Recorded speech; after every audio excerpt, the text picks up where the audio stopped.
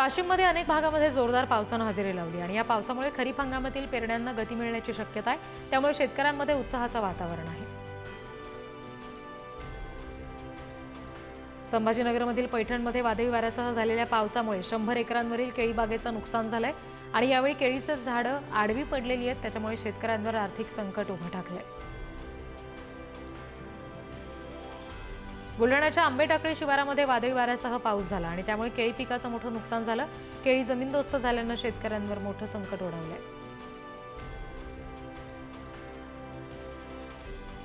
जळगावात पावसामुळे झालेल्या नुकसानाची मंत्री गुलाबराव पाटील यांच्याकडून पाहणी करण्यात आली।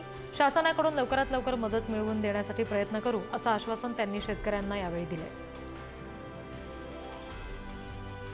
वाशिमच्या रिसोड तालुक्यातील बेलखेडा परिसरामध्ये वादळी वाऱ्यामुळे संत्र्यांची झाडं उन्मळून पडली। जवळपास 5 ते 6 शेतकऱ्यांच्या शेतातील सोलार पंप सुद्धा उखडून पडले। बीडच्या वटणवाडीमध्ये 8 एकरवरील डाळिंब बाग उन्मळून पडली। त्यामुळे शेतकऱ्याचं मोठं नुकसान झालंय। तातडीनं नुकसानीचे पंचनामे करून मदत द्यावी अशी मागणी शेतकरी करतायत। वाशिममधल्या मंगळूरपीर कृषी उत्पन्न बाजार समितीमध्ये शेतकऱ्यांनी विक्रीसाठी आणलेला माल उघड्यावर होता। दरम्यान अचानक जोरदार पाऊस आल्यामुळे शेकडो क्विंटल शेतमाल पूर्णपणे भिजला।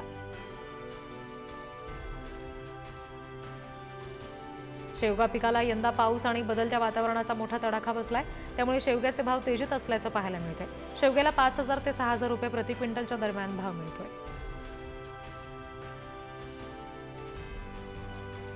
बाजारामध्ये सध्या तुरीला 6500 ते 6800 पर्यंतचा भाव मिळतोय।